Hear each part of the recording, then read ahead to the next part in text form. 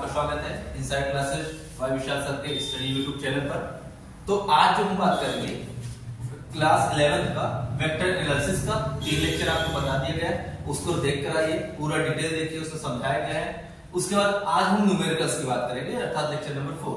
तो एक क्वेश्चन ये दिया गया है कि 36 से 30 अंश के कोण पर कार्यरत एक बल का ऊर्ध्व घटक 200 न्यूटन, तो आरोपित बल का मान क्या है। तो कहने का मतलब कि थीटा की वैल्यू जो आपको गिवन है वो 30 डिग्री है, थीटा की वैल्यू 30 डिग्री और वर्टिकल डायरेक्शन में इसका एक फोर्स कार्य कर रहा अर्थात Fy इक्वल कितना है 200 न्यूटन है। तो कह रहा है कि आरोपित बल का मान ज्ञात कीजिए अर्थात what is the value of F। तो याद कीजिए जरा रिजोल्यूशन ऑफ वेक्टर में आपको एक चीज हम बताए थे वेक्टर रिजोल्यूशन में कि जहां से कोण थीटा बनता है वहां पर उसका कॉस प्रोडक्ट लेते हैं, तो ये हो जाएगा Fx बराबर F cos थीटा, और चूंकि ये आपका हॉरिजॉन्टल और ये आपका वर्टिकल, तो वर्टिकल डायरेक्शन में ये ऊर्ध्व घटक का मतलब वर्टिकल कंपोनेंट दे रखा है और इसका मतलब हॉरिजॉन्टल कंपोनेंट होता है। तो यहाँ पर बच्चों हॉरिजॉन्टल जो कंपोनेंट है वो F cos थीटा है, जो वर्टिकल कंपोनेंट है वो F हो जाएगा Fy इक्वल F, यहाँ जो एंगल बनता है cos 90 माइनस थीटा होता है, cos 90 माइनस थीटा बराबर क्या होता है sin थीटा होता है। तो Fy बराबर आपको क्या आ गया F sin थीटा, तो वो वैल्यू हम पुट कर देंगे Fy equal to F sin theta. हमको सबकी वैल्यू पता है, F की वैल्यू फाइंड आउट करनी है, Fy की वैल्यू 200 दिया है न्यूटन, F की वैल्यू हमको फाइंड आउट करनी है, ये दिया है 30 डिग्री थीटा की वैल्यू। तो साइन जो हमारा मान होता है ना sin 30 का, वो sin 30 की जो वैल्यू होती है वो होती है 1/2। ये क्वेश्चन में आपके दिया रहता है, हम हालांकि यहाँ पर लिख देते हैं कि sin 30 इक्वल 1/2, ये दिया रहता है, हमेशा दिया रहेगा। तो 1/2 यहाँ से हम क्रॉस मल्टीप्लाई करा लेते हैं, 200 इंटू 2 इक्वल F, तो F इक्वल क्या आ जाएगा 400, और इसकी यूनिट जरूर लिखना 400 न्यूटन। हमारा ये पहला क्वेश्चन हो गया सारा, ठीक है। आगे देखते हैं सेकंड क्वेश्चन की तरफ। देखिए सेकंड क्वेश्चन की बात करते हैं कि एक हवाई जहाज है, कोई एरोप्लेन है, वो हॉरिजॉन्टल से 30 डिग्री के कोण पर उड़ान करता है। मतलब हॉरिजॉन्टल से देख लिया जाए तो ये बातें हमें हो जाएंगी, हॉरिजॉन्टल हो गई आपका, ये 30 डिग्री पर क्या हो रहा है, एक प्लेन उड़ान भर रहा है, ठीक है 30 डिग्री पर। यदि इसके वेग का जो ऊर्ध्वाधर घटक है, अगर वर्टिकल कंपोनेंट को देखा जाए तो कह रहा है कि वेग का जो ऊर्ध्वाधर घटक है वो 250 किलोमीटर पर आवर। तो कह रहा है कि इसके वेग मतलब इसके वेलोसिटी का और वेग का क्षैतिज घटक हॉरिजॉन्टल कंपोनेंट ऑफ वेलोसिटी, ये हमको फाइंड आउट करना इजी है, आसान से देखते हैं। हम ये कंसीडर कर लेते हैं कि जो वेलोसिटी ऑफ एरोप्लेन है वो v kilometre per hour, v kilometre per hour, और जो वेग का ऊर्ध्वाधर घटक है आपको हम बताए हैं, ऊर्ध्वाधर घटक ये आपका ऊर्ध्वाधर घटक हो जाएगा और ये आपका जो है ये क्षैतिज घटक हो जाएगा। ये एंगल 30 पर मोशन कर रहा है, मतलब उड़ान भर रहा है, मूव कर रहा है 30 डिग्री पर। उसके बाद क्या होगा 30 पर जब ये उड़ान भर रहा है तो Vy equal v sin theta, Vy ये v sin 30 इक्वल 250 है, तो v की वही इनटू sin 30 इक्वल 1/2 इक्वल कितना आ जाएगा 250 आ जाएगा। तो v equal 2 into 250, this become 500 kilometre per hour. ये तो हमको ये क्या मिल गया, वेलोसिटी मिल गई। इसके बाद जो हमको निकालना है वो हॉरिजॉन्टल कंपोनेंट ऑफ वेलोसिटी की बात करते हैं।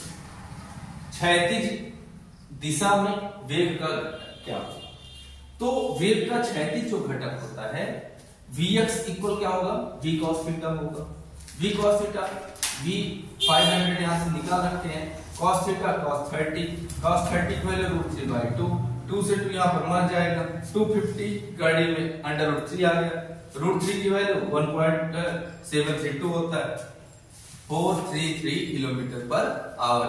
तो ये क्वेश्चन आपका सेकंड होता है समाप्त, ठीक है। इसके बाद थर्ड की बात करेंगे। थर्ड क्वेश्चन स्टार्ट करते हैं। कह रहा है कि एक रोलर को किसी बल से 36 से 30 अंश के कोण पर खींचा जा रहा है। ये मान लीजिए आपका रोलर, ये हो गया आपका रोलर। इसके बाद यहां से खींचते हैं, एक सरफेस हो गया, एक सरफेस बना देते हैं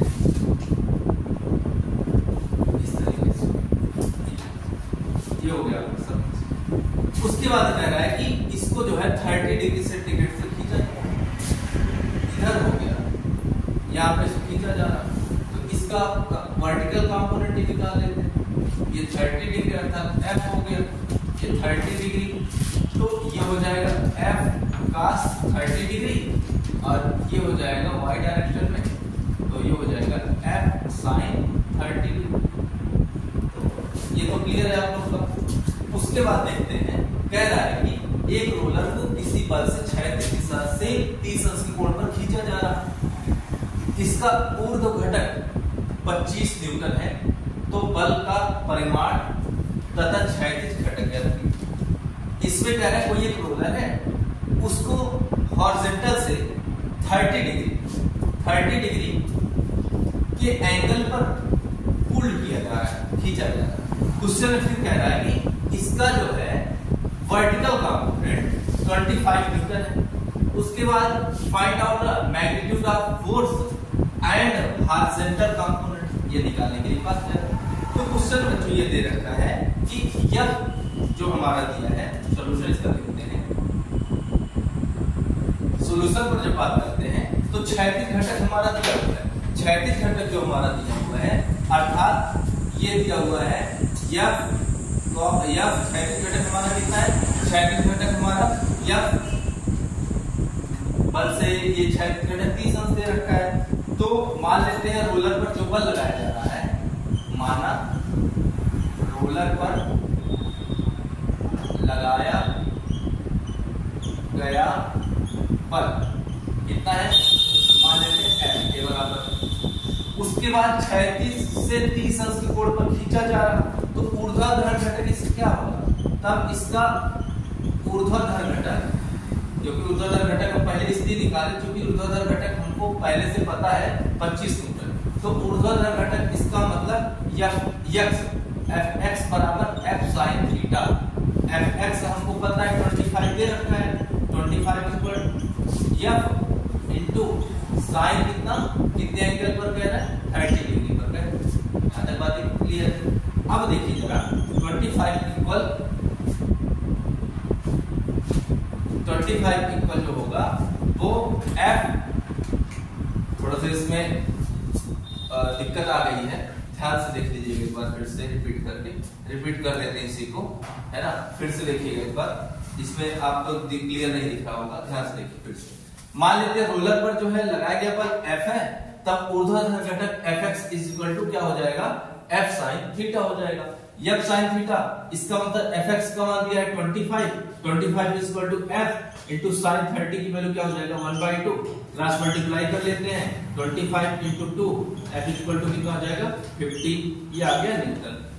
ये तो हमको मिल गया, मैग्नीट्यूड ऑफ फोर्स मिल गया। इसका क्षैतिज घटक, तो जो हमारा क्षैतिज घटक होता है भैया, जहां से एंगल क्रिएट होता है, जहां से एंगल का क्रिएशन होता है, फॉर्मेशन होता है, मेक्स होता है, जहां से बनता है उसका कॉस प्रोडक्ट लेते हैं, ये हो जाएगा Fx equal to F cos theta.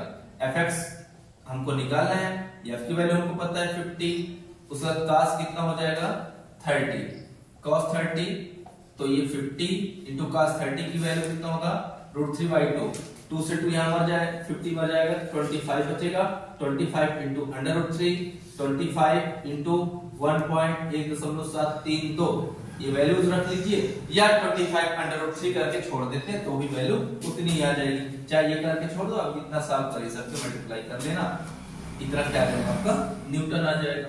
तो ये 3 क्वेश्चन हम यहाँ पर देख लिए। अगले क्वेश्चन की चर्चा करते हैं, है ना। तब तक इसको ध्यान से लगाइए, अगला क्वेश्चन देखते हैं, इसके बाद अगला क्वेश्चन देख लेते हैं। देखिए इसमें से एक क्वेश्चन से वेक्टर कर लेते हैं ना। अब क्वेश्चन ये कह रहा है कि प्रूफ करना है। प्रूफ ये करना है कि अगर कोई वेक्टर ए दिया हुआ है, वेक्टर ए हमारा इतना दिया हुआ है, मतलब 4i cap minus j cap plus 2k cap. उसके बाद वेक्टर बी दे रखा है कितना हमारा i cap plus 2j cap minus k cap. कह रहा है कि इसको दिखाओ कि ये परस्पर क्या है, लंब है। So that it is a mutually perpendicular. तो एक कंडीशन बच्चों ये जान लीजिए कि अगर दो वेक्टरों का डॉट गुणनफल जीरो आ जाए तो समझ लेते हैं क्या है, परपेंडिकुलर होता है। तो परपेंडिकुलर में क्या होता है कि इसका हम निकाल लेते हैं डॉट प्रोडक्ट मतलब a vector a dot vector b। ये निकालने पर अगर वैल्यू माइनस 0 आ रही है तो इट इज अ परपेंडिकुलर। जैसे देख लेते हैं 4i cap minus j cap plus 2k cap, उसके बाद i cap plus 2j cap minus k cap. Pause करके आप इसको ट्राई करें, पॉज करके वीडियो को ट्राई करें, उसके बाद पॉज करके वीडियो को ट्राई करें और नहीं ट्राई करते हैं तो फिर भी देखते हैं आगे। आप 4 का i मल्टीप्लाई करा दो तो 4i cap dot i cap minus 2j cap dot j cap minus 2k cap dot k cap. अभी क्या हो जाएगा 4 इसका होता है 1 माइनस 2 इंटू 1 माइनस 2 इंटू 1। अभी जाएगा 4 माइनस 2 तो 4 माइनस 4 ये तो कितना जाएगा 0। तो हम यहाँ ये कह सकते हैं कि ये दोनों वेक्टर एक दूसरे पर क्या है, परपेंडिकुलर है। क्या यहाँ तक बात है समझ में? अब इसके बाद क्वेश्चन में हमसे ये कह रहा कि ये परपेंडिकुलर तो नहीं है, हम देख चुके कि दो सदिशों का अदिश गुणनफल या dot product of the two vector when it is equal to 0 तो we can say that the vectors are perpendicular to each other। प्रत्येक एक दूसरे पर क्या है, लंबवत है। अच्छा अब इसमें क्वेश्चन में एक चीज हमने बढ़ा दिया है, इसका सदिश गुणनफल मतलब क्रॉस प्रोडक्ट निकालना है। तो क्रॉस प्रोडक्ट में क्या होता है, वेक्टर के क्रॉस वेक्टर भी बराबर लिख सकते हैं, i cap j cap k cap indeterminate form बता चुके हैं। जिसको नहीं आया इसके पहले वाले वीडियो पर जाए, उसको देखे ध्यान से, समझिए उसको। फिर यहाँ पे आइए लेक्चर नंबर 4 में 3 में न्यूमेरिकल कराया गया है, 2 में भी शायद कुछ ना कुछ इसमें बताया गया कि कैसे हम इसको फाइंड आउट करेंगे। तो जो नहीं देखे हैं सारे वीडियो को देखने के बाद ही इस वीडियो पर आए, इसके बाद शेयर सब्सक्राइब लाइक करें और अपने फ्रेंड्स को शेयर करें।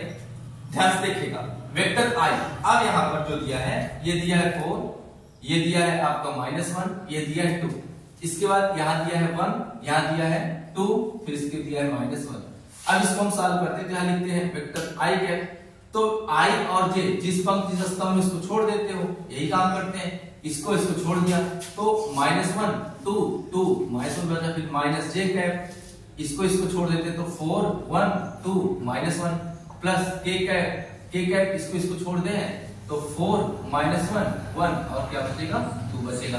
इसके बाद ये क्वेश्चन तो बिल्कुल आसान हो गया, हम यहाँ लगा सकते हैं i कैप 2 1 -2 2 4 -j कैप, यहाँ हो जाएगा -4 -2 प्लस k कैप, इसके बाद हो जाएगा 8 प्लस 1, यहाँ हो जाएगा -3 i कैप -j और ये कितना हो जाएगा -6 आ जाएगा तो ये हो जाएगा +6 j कैप और +9 k कैप। तो ये आपको क्या आ गया, आंसर आ गया। अब ध्यान दीजिएगा 4 क्वेश्चन आज आपको करा दिए गए हैं, प्रैक्टिस कीजिए और जो है एक बात और ध्यान दीजिए कि एग्जाम का समय चल रहा है, ये कोई जरूरी नहीं है कि आप कंपटीशन के लिए आपको बोर्ड के लिए पढ़ना है, नहीं। आपको अगर आगे करियर बनाना है तो आपको एक सुनहरा भविष्य आपके सामने इंतजार कर रहा है। आप अपने समय को ज्यादा से ज्यादा अपने मेन पर्पस में ही लगाएं, ज्यादा से ज्यादा माता पिता जिससे आपसे उम्मीद किए हैं उस पे ही आप ज्यादा से ज्यादा समय को कंज्यूम करें। और याद रखो ये मोबाइल फोन का डिस्ट्रैक्शन बड़ा ही खतरनाक है, ये मोबाइल फोन की से दूरी बनाइए ज्यादा से ज्यादा मात्रा में और पढ़ाई करते रहिए और अपने फ्यूचर के प्लान को आगे बढ़ाते हुए अपने आप को उस डायरेक्शन में मूव कीजिए। नहीं तो भविष्य में ये दिक्कतें आएंगी कि कोई हमारा साथी जो होता है सामने आके 4-5 साल बाद हमारे सामने किसी कार से उठेगा तो हमको दिक्कत होगी। ये जनरली तो होता है, एक बात याद रखिए ये सार्वभौमिक सत्य है, क्योंकि दोस्त फेल होता है दुख होता है, दोस्त जब फेल होता है दुख होता है, लेकिन दोस्त जब खुद से ज्यादा नंबर पाता है ना तो बहुत दुख होता है। भले हम ये बात को भले शो ऑफ ना करें अपने फ्रेंड से, लेकिन it is a universal truth of life. जीवन का उद्देश्य होता है, जीवन में यही सत्यता है, ये जान लीजिए ये होता है। कौन क्या कर रहा आप सोचिए, अगर आप ये सोच रहे हैं कि हम ही पढ़ रहे तो ऐसा नहीं है। बहुत लोग पढ़ रहे हैं, आपसे ज्यादा कंपटीशन, आपसे ज्यादा मेहनत कर रहे हैं, लेकिन आज की जनरेशन में आपको मेहनत करना होगा, बहुत ज्यादा मेहनत करना होगा, क्योंकि कंपटीशन का जो है ना वो बढ़ता जा रहा है, दायरा उसका बढ़ता जा रहा है। तो टेक केयर, आप लोग ध्यान रखिएगा, अपना ख्याल रखिएगा। उसके बाद आपको जैसा हो बताइएगा, लाइक कीजिएगा, शेयर कीजिएगा, सब्सक्राइब कीजिएगा। तब तक के लिए जय हिंद।